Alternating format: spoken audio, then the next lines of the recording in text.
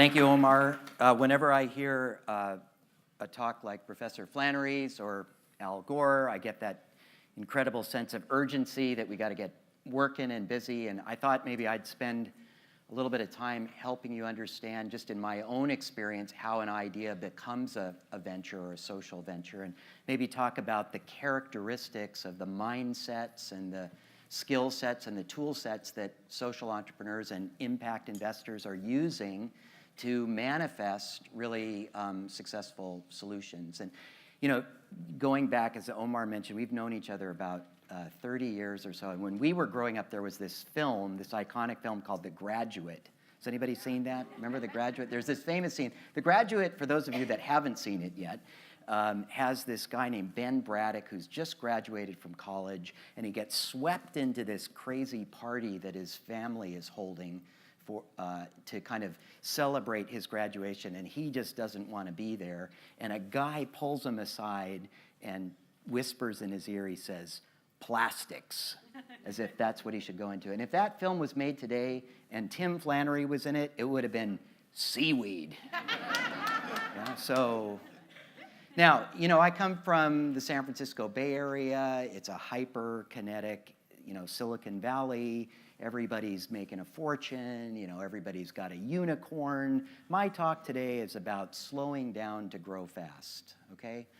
I want to help you understand that to develop the kind of long-term view, the long-term commitment, the passion, the patience, the persistence that's necessary to make the kind of changes that we're calling on, it really requires a lot of stamina and a lot of faith and a lot of energy.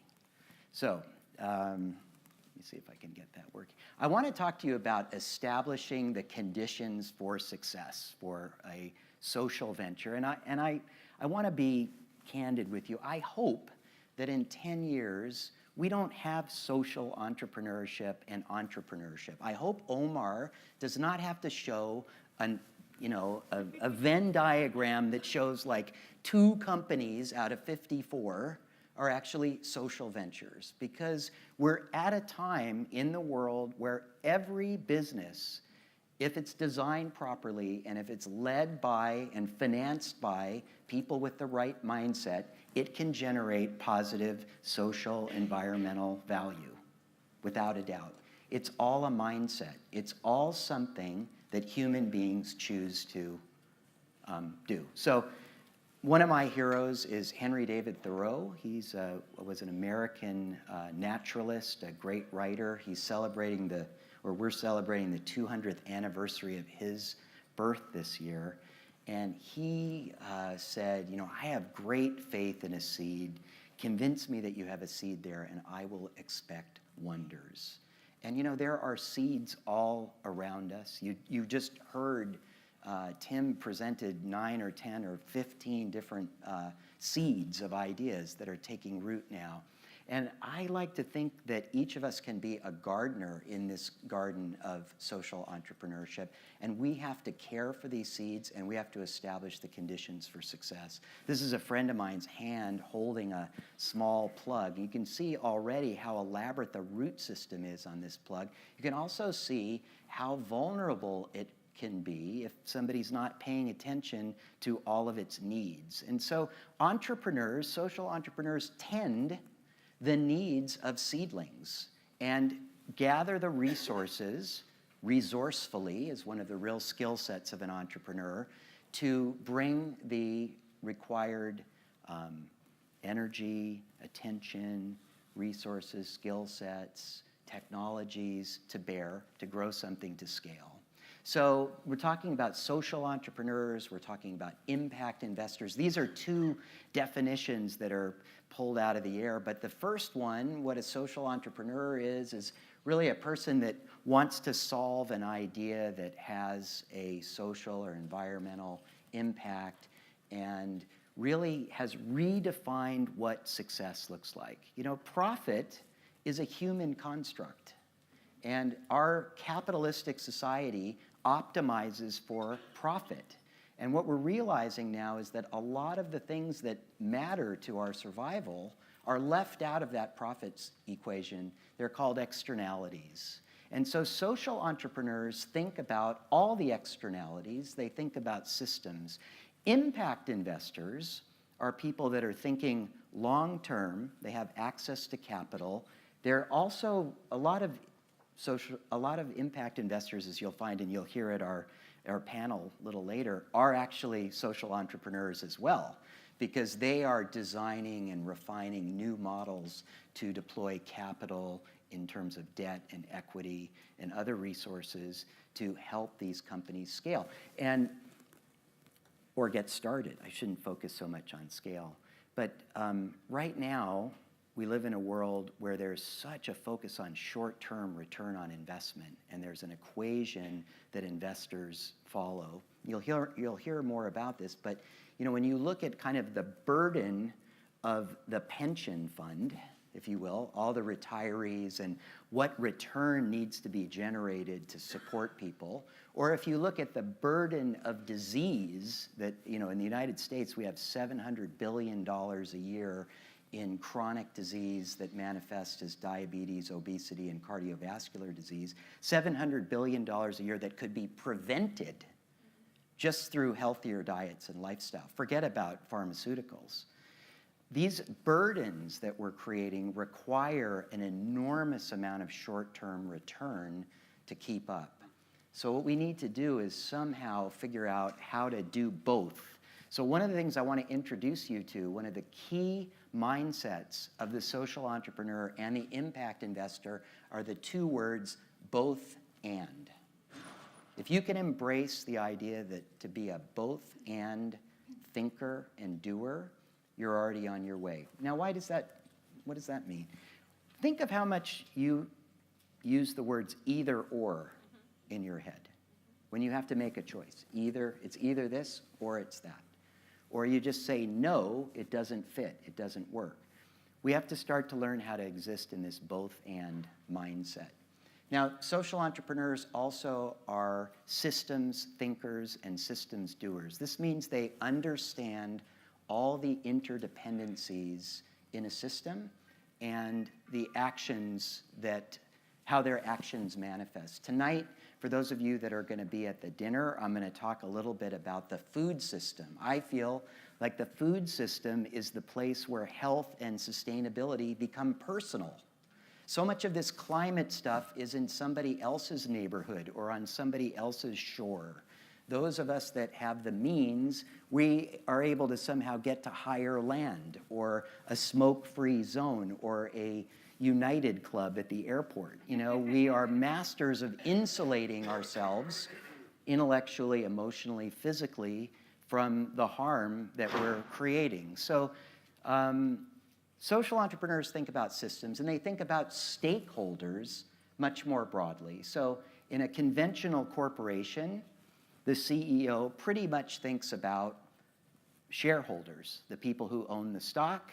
He or she gets paid when that stock goes up. They get a big bonus. They make hundreds of millions of dollars over their tenure. And somehow those resources came from somewhere. And they were distributed in a certain way. Okay? So what social entrepreneurs start to understand is that when one person gets a disproportionate amount of something, somebody else is getting a disproportionately smaller amount of something. Okay? We also recognize that all of these patterns, they're relatively new. They're a couple hundred years old, maybe 50 years old, maybe 20 years old. Executive compensation is one of my favorite pet peeves that I look at. Now, I'll get to that. So anyway, I think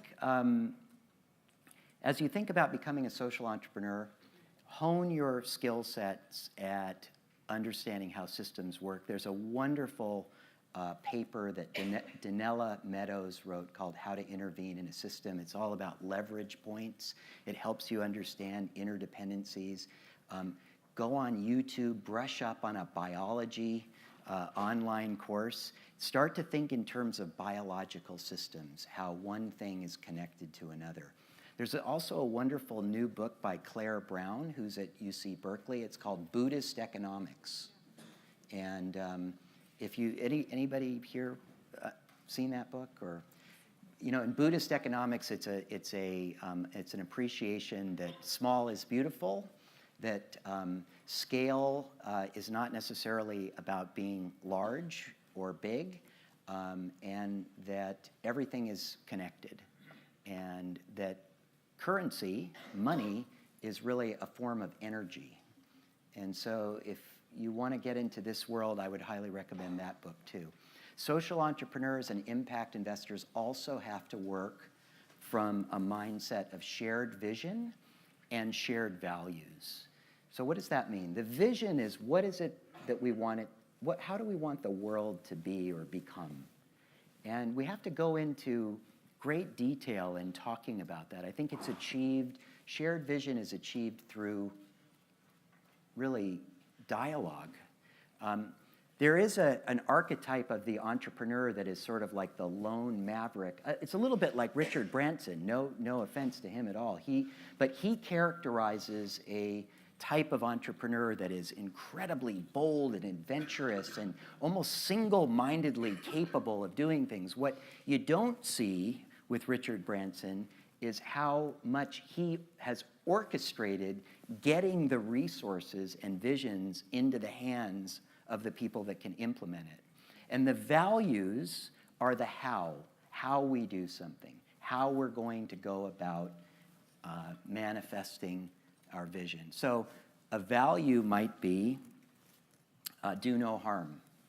That's a value in medicine. Another value might be, well, one value I used to love in the early days of social entrepreneurship was when Ben & Jerry, remember Ben & Jerry, the ice cream company? They said, nobody in the company will earn less than no one will earn more than 10 times the lowest paid worker. Because they didn't want that huge disparity that we now have between executive pay and worker pay. So they created a formula that they agreed, as the CEO of the company, Ben & Jerry, that they would only take 10 times the annual salary of the lowest paid person. Now, the problem with that value was that when the company was going public, there was a lot of pressure on them to get professional management into the company, and they actually had to hire somebody from the outside. It was really a remarkable choice. They hired a guy that had been the former CEO of the Remington Gun Company. It didn't make a lot of sense to a lot of us, but he was not willing, nor any candidate, to follow that value. And it was really interesting. It was a kind of a crushing defeat for the business. So I tell you that little case history because you need to choose values that can also grow with the company. The values should be consistent from when you start to when you hand it off to the next generation to take care of.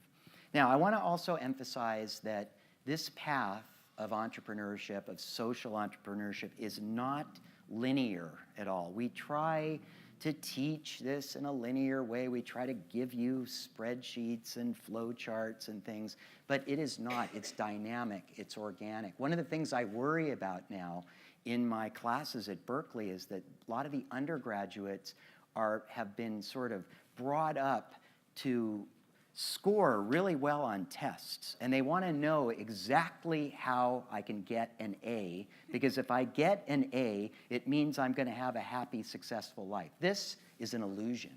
Yeah. Okay? Can I have an amen? Yes. Okay, she knows. Yeah, so I just want to remind you, I like to use the metaphor of orbits. Okay, if you think about our life, we're in orbit. We're on a planet that's going, 60,000 miles an hour around the sun, believe it or not. Think what the wind feels like, from that. But if we're in an orbit, and you think about, you just today, you came to this conference, you just came into the orbit of a whole interesting group of people. Somebody in this room could end up being your business partner, your investor, your spouse, your best friend, or not. But you are now in orbit. You have entered the sort of social entrepreneurship orbit. And I wanted to just share with you a little bit like what happened to me of all the unexpected introductions and relationships that were created for me. In 1989, which is what, a long time ago, I got invited to a conference like this called the Social Venture Network. And I got invited by a friend of mine who said, why don't you come to this? You might find it interesting. It wasn't on my radar. I respected the person who asked me to come. They thought I was, as Omar mentioned, I was actually involved in producing interesting conferences at that time. I was involved with the TED conference and creating a conference called Ecotech. And the Social Venture Network was just forming. It was a group of entrepreneurs who were really caring about like what was going into their food. It was Ben and Jerry were there. Gary Hirschberg from Stonyfield Farms was there. Jeff Hollander, the guy that started Seventh Generation, he was worried about what kind of chemicals were going into our personal care and home cleaning products. So it was this really interesting tribe of people. And then also there was a group of people who were young people who had inherited money from their parents or their families, and they weren't interested in philanthropy the way their parents did it. They wanted to make a difference with their money. They wanted to give their money to things that they believed in, that matched their vision. So here we were at this little melting pot of the Social Venture Network. Here's a guy saying, no, I don't want to put BST. I don't want to feed hormones to the cows that make our yogurt. You know, and this guy over here saying, no, I want to keep these family farms stable because they're really an important part of the economy. Or somebody else saying, no, I don't want the chemicals that P&G and Unilever are putting into those products. We can do something better. And then these kids were saying, well, I got all this money, and right now somebody at JP Morgan's just got it in the stock market. Why don't I take a little bit of it and put it in these little companies? So I went to that conference. And I was supposed to go home early from that conference because I had a 1-year-old son at home. And it's a long story, but the car that was supposed to take me to the airport at 5 o'clock in the morning didn't come. I was in rural New Jersey. And another guy who was at the conference was also leaving early because he had a 1-year-old son, even though he was about 16 years older than me. And he was walking toward me. He looked like he was right out of the Banana Republic. And it turned out he was. He was the guy who started the Banana Republic. And he had already retired, and he had come to this conference because he was wondering if there was a different way to do business. He was somehow unsatisfied with the whole experience he'd had building the Banana Republic and working with the Gap. So anyway, it turned out we were on the same airplane. We got on this plane. It was in New Jersey. And for those of you that know where New Jersey is, we were flying to San Francisco, which at that time was like a 6-hour flight into the wind. And somewhere over Philadelphia, 40 minutes into the flight attendant came by and said, would you like a cup of coffee? And we both said, no, do you have tea? That was really weird. That's weird in America, okay, because people don't drink that much tea. Anyway, we started a 6-hour conversation about how you can't get a decent cup of tea in the United States. I mean, the tea they served us was so bad. I mean, it was like spit it out, and then you're stuck with either soda or coffee, and if you don't drink coffee, you're stuck. That's the entrepreneurial moment of opportunity and unmet need.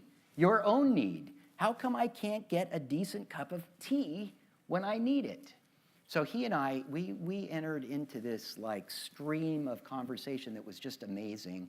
We talked for 6 hours. We were both kind of students of Eastern philosophy. You know, we were talking about how it's the most popular drink in China. It's a social ritual in England, in Australia, and Japan. It's a spiritual ritual. I mean, there's a lot about tea. It's a whole aesthetic, beautiful process. Anyway, by the time we were about to land in San Francisco, I said, why don't we start a tea company? He was like, okay. Well, he said, you know what? I've got a name for you. How about the Republic of Tea? That just, he was the Banana Republic, Republic of Tea. And then I blurted out, okay, I'll be the Minister of Progress. And I went home and I told my wife, I'm going to start a tea company. And she almost like dropped the baby, on the floor. That's another entrepreneurial moment when you spring it on your spouse that you're leaving your day job for something crazy. Anyway, I'm not going to tell you this whole story, but we started writing letters to each other that were sent by fax. Some of you have no idea what that means. But in 6 weeks, we created 400 pages of faxes back and forth about what this business could be. And it was all of my idealistic desire to create a better world, which had just been infused from that conference. So, and then that book, actually, the advance from that book provided the seed capital to start the company. We started the company, the book got published, the book became a bestseller, and it became a cult classic on business school campuses in the early 90s for people who were trying to figure out, how do you start a business with a purpose? How do you design that? This book did that. So then I got asked by the University of California at Berkeley in 1998, would you figure out how to teach a class in social entrepreneurship? So I became a member of the faculty there. So I went to a conference I wasn't expected to go to, started a company, wrote a book, got appointed to the university. While I'm at the university, the Rockefeller Foundation comes by and says, we're really interested in this impact. We've got some risk around the way our assets are allocated. They wouldn't say that publicly, but there's a real schizophrenia in capitalism. You invest it here to give it away over here. I once heard George Soros, the amazing financial wizard, at a conference say, I'm a capitalist. I make money, and I try to make as much money as I can so that I can give it away for my philanthropic efforts. I want to have as much money to give away. So if I have to invest in a landmine company, I will do that, so that I would gather he would never say that today. But that was the mindset. So we were back in that mindset where the treasurer of the big foundation that has, $10 billion under management is just about maximizing return. And then this group over here is trying to alleviate poverty, eliminate diseases. Meanwhile, this side of the house is investing in stuff that's creating more of the stuff that this side wants to get rid of. That was really the genesis of this kind of socially responsible investment and what's become impact investing. I got asked, because I was at Berkeley, I was the only person teaching a course in this, they said, could you figure out how to measure non-financial return in an early stage company? I said, I don't know. But if I could start a company about tea that I didn't know anything about, I could probably figure that out. So I brought the kind of entrepreneurial skill set. What did I do? I built a team. We got some funding from the Rockefeller Foundation. Anyway, we created the first catalog of methods of how you measure social impact assessment. And we created a conference called the Global Social Venture Competition. So all of these things have been going now for 15 or 18 years. So you guys have the benefit of coming into a real jet stream of activity and maturity. It's a very, very exciting time. It's moving much, much faster. So anyway, then I got impatient. Another characteristic of entrepreneurs is impatience. We don't want to wait for the institutional leaders to get there. We want to go do it. So I was watching the Rockefeller Foundation. We started a little fund called Provenex. We ran it for a few years. I was like, the only way this idea of investing for impact is going to get to scale is to go get mainstream capital. So I started something called Physic Ventures, which was the first venture capital fund to focus on health and sustainability. And Tim had a slide up there about green chemistry and carbon sequestration into plastics. If you watch carefully, it said Novomer. That was the first company we invested in 2007. Can you believe that? I didn't even know I was going to put that slide in there. But we worked with a chemist at Cornell University who had just had a baby, and he was changing the baby's diaper and throwing the diaper away and going, oh my God, I'm putting a completely non-biodegradable, I'm putting something now into the ground that is never going to decompose. And he said, I got to do something about that. So he took his skill set, he took his technical skill set, he got the call, that emotional need, I got to do something. And then we, the venture investors, we helped. I worked with them for 6 months and a graduate student at Cornell to write a business plan. How are we going to do this? And now 10 years later, the company is finally at the point of selling commercial scale of this product. So another tributary of this was I started teaching at Berkeley, and we had this global social venture competition, and we started companies out of this class. Revolution Foods, which is now the leading purveyor of healthy school lunches. They serve 2 million healthy lunches a week. They started by serving 60 meals a week 10 years ago. Now they're a phenomenally successful social venture. They have mainstream venture capitalists, they have foundations, they have wealthy individuals, they have family offices, all invested in the company. There's an incredible design. If you come to my workshop about vision and values, I'm going to talk a lot about how do you design the stakeholder interests and how do you create the governance structures that you need to actually create a sustainable social venture. And then on, but I'm not going to belabor this. This could go on. Oh, Indiegogo, have you heard of that one? That's one of the leading, it was the first crowdfunding site. It was started by one of my students. She was working on a food idea. It was driving her crazy. She couldn't get the food to do what she wanted it to because she wasn't following the rules of physics. And she was very frustrated. And she came to my office hour one day and said, I'm not getting anywhere with this food thing. And I said, well, Danae, what's keeping you up at night? What are you thinking about? And she stopped and she said, I have a really good friend who's a really talented filmmaker, and he just cannot seem to get his film financed. And I said, well, why don't you work on that problem? And she did. And it became Indiegogo, which started by funding independent films and art projects. So the point is you have to have this magic chemistry, this kind of alchemical mashup of personal passion and commitment and insight into a problem. And then you have to have the skillful means to round up the resources. A lot of entrepreneurs are incredibly charismatic at attracting resources to them. That's why a lot of scientists who like to sit in the lab and make remarkable inventions aren't necessarily the people that go out and sell. Richard Branson, great salesman, but he also knows he has to surround himself with the technical people who know how to keep airplane fleets in the air safely. Another big part of being a social entrepreneur and an impact investor is sort of serendipity. I used to call it luck, but a friend of mine said, no, it's not luck, it's serendipity. Serendipity is actually a term coined by Horace Walpole, who was an 18th century gardener. He actually was the man who wrote the book on modern gardening. And serendipity is this energy when things sort of conspire in your favor.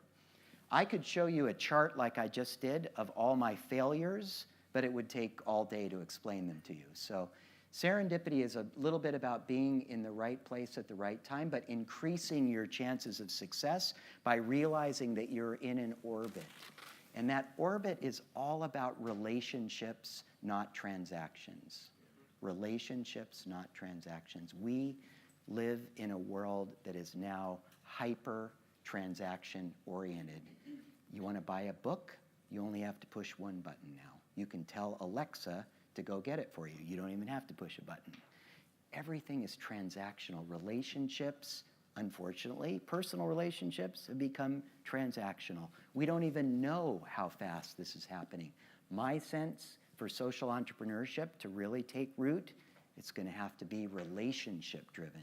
A gardener has a relationship with the soil, with the water, with the seed, and it's a long-term relationship that requires continuous attention.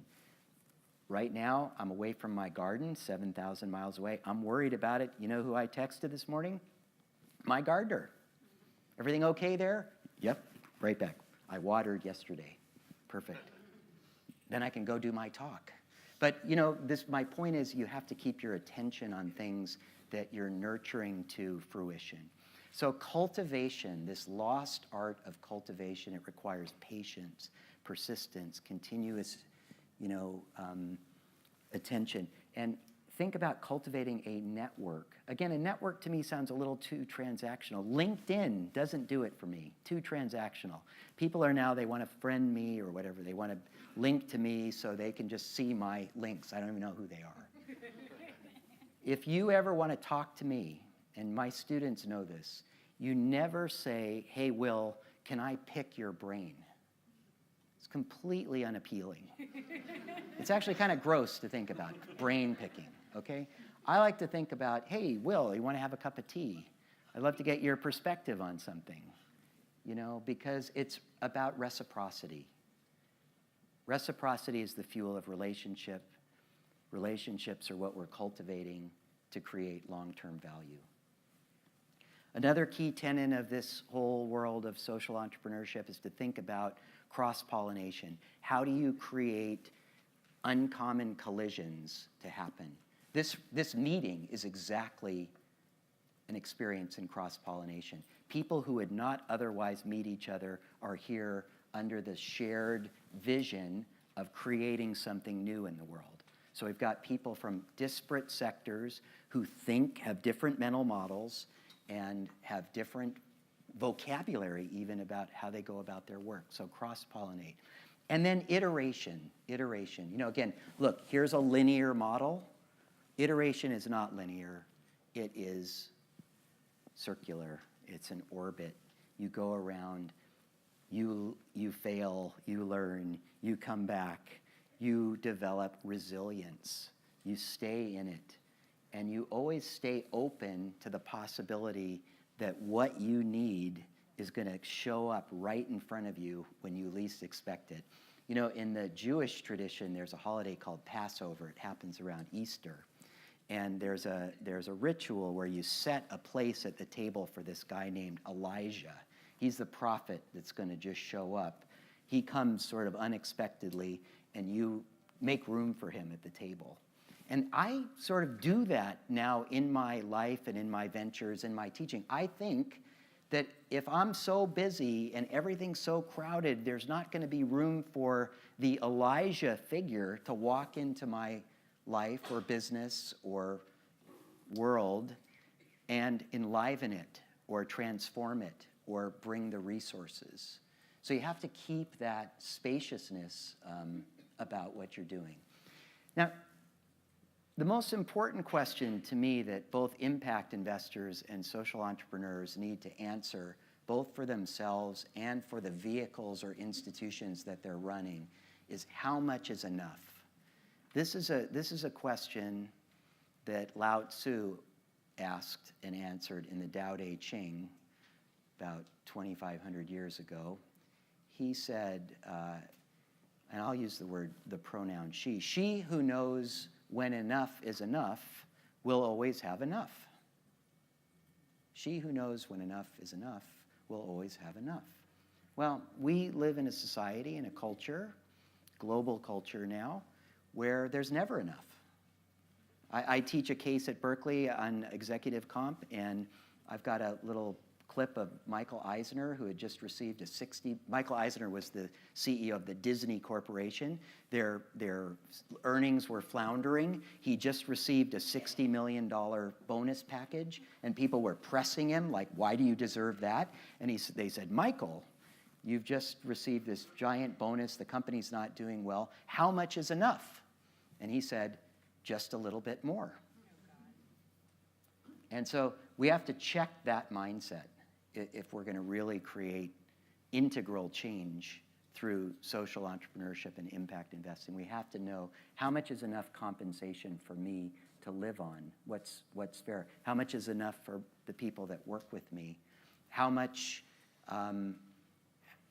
well, I'll get into that at my workshop. So finally, just continuing a little bit with the garden metaphor, I like to think about possibility. We're all here thinking about what's possible.